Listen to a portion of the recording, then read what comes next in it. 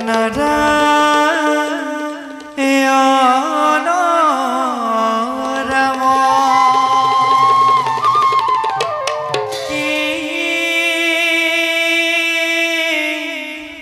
হব হরি রাম রাম কে হব হরি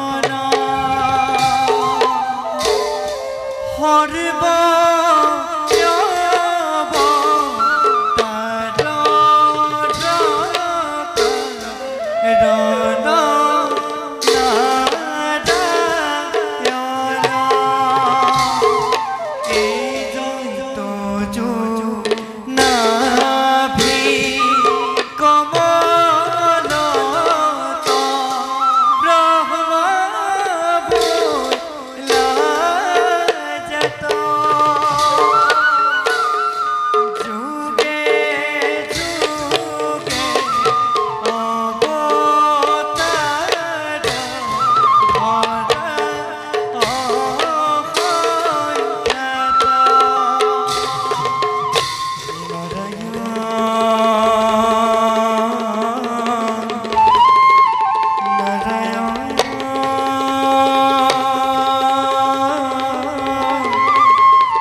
নারায়ণ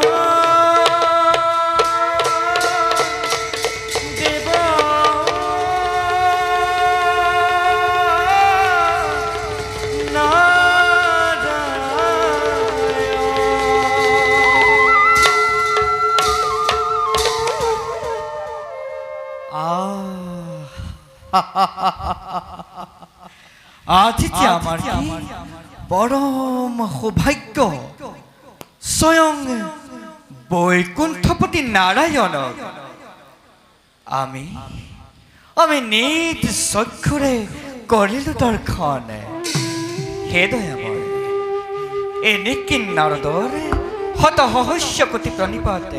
করিবা গ্রহণ উঠা দেবর্ষি প্রভু আজিনো কি দেখিলো দেবর্ষি প্রভু ইমান চিন্তামগ্ন হওয়ার কাৰণ কি দেবৰ্ষি বিষ্ণু ভক্তৰ জানো কিবা চিন্তা থাকে দেবৰ্ষি চালনাকাৰী নিশ্চয় চালনাৰ পাৰগত এই কথাষাৰ মই আগতে বুজিব লাগিছিল কিন্তু হে জনাৰ্দন এই সৃষ্টিৰ আদি আৰু অন্ত বুজিব পৰা শক্তি এনেকি নাৰদৰ একেবাৰে অভাৱ তোমাৰ এটি ইংগিতত সমগ্ৰ সৃষ্টি চলিব লাগিছে আৰু সেই ইংগিতৰ শিক্ষাকণ পালে নতশিৰে প্ৰভু নতশিৰে তম কাৰ্যত অগ্ৰসৰ হ'ব পাৰো দেৱৰ্ষিয়ে কি কৈছে মই হলে একো বুজিব পৰা নাই প্ৰভু দেৱৰ্ষি এই জগতত ভক্তৰ এটি অপূৰ্ব নিদৰ্শন খুবেই প্ৰয়োজন আৰু সেই নিদৰ্শনে মানৱ সমাজত ভৱিষ্যতে যাতে মুক্তিৰ পথ সহজে দিব পাৰে সেই কথা জানো আপুনি চিন্তা নকৰে প্ৰভু নকৰিম কিয় দেৱৰ্ষি প্ৰভু সেয়ে ভক্ত ৰক্ষাৰ বাবে যুগে যুগে আমি হওঁ অৱতাৰ প্ৰভু মনুপুত্ৰ প্ৰিয়বত মনুপুত্ৰ প্ৰিয়ৱতে নিবিড় অৰণ্যলৈ কৰিলে ক্ৰমণ অন্যহাতে তেওঁৰ ভাতৃ উত্তম পাদ ৰাজ্যৰে শাসন কৰিছে প্ৰভু দেৱৰ্ষি সাংসাৰিক বান্ধোনত পৰি প্ৰভু সাংসাৰিক বান্ধোনত পৰি আপোনাকে ভঞ্জন কৰিব নোৱাৰেনে প্ৰভু সেই বিষয়ে এটি যুগুত ব্যৱস্থা আপুনি নিজেই কৰক দেৱৰ্ষি প্ৰভু উত্তান ৰাজৰ পত্নী সুনীতি বিষ্ণু ভক্তা প্ৰভু কিন্তু হুৰুচিৰ কুমন্ত্ৰণাত পৰি বিষ্ণু ভক্তা ৰজায়ো নিজৰ প্ৰকৃত পথ পাহৰি গৈছে প্ৰভু আনহাতে দেৱৰ্ষিয়ে বৈকুণ্ঠত নিশ্চিন্তে কাল কটাইছে ই যে কি অদ্ভুত কথা দেৱৰ্ষি সঁচা প্ৰভু কিন্তু প্ৰভু দেৱৰ্ষি সুন্দৰ সুঠাম নিবিড় প্ৰভু সুন্দৰ সুঠাম নিবিড় শৰীৰে পঞ্চবয়সীয়া ধ্ৰুৱ তেওঁ মাহিমকৰ প্ৰকোপত প্ৰভু অনেকে যন্ত্ৰণা ভুগিছে এয়াও জানো আপোনাৰে লীলা নহয় প্ৰভু সকলো জানিও মোৰ পৰামৰ্শৰ বাবে ৰৈ থকাটো দেৱৰ্ষিৰ পক্ষে উচিত হৈছে জানো প্ৰভু তোমার যে কি অদ্ভুত লীলা প্রভু অদ্ভুত লীলা কোনে পায় তার আদি আর অন্ত বার প্রভু দেৱৰ্ষি ধ্ৰুৱক উদ্ধাৰৰ ক্ষেত্ৰত এই সৃষ্টিৰ কল্যাণৰ হকে আমিও নিজকে কৰোঁ প্ৰস্তুত ভাল এতিয়া মই বিদায় মাগিছো শান্তা কাৰা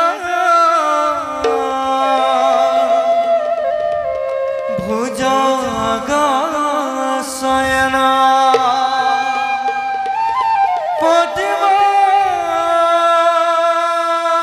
পদ্মনাভ সুরেশ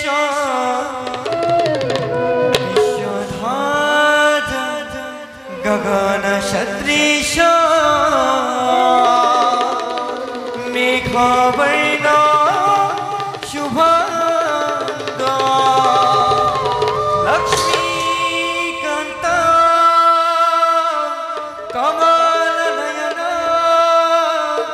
যোগী বিদ্যানগম্য বন্দে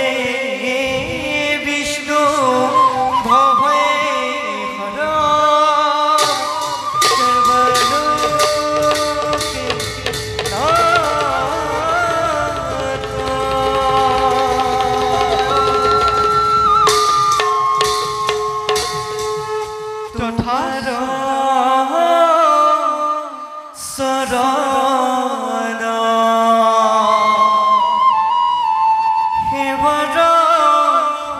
গোবিন্দ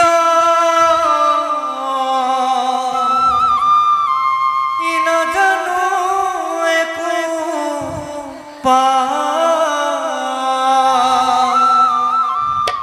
জীবতে সেৱাত ৰহিব কৰোণা কৰিতে হৰি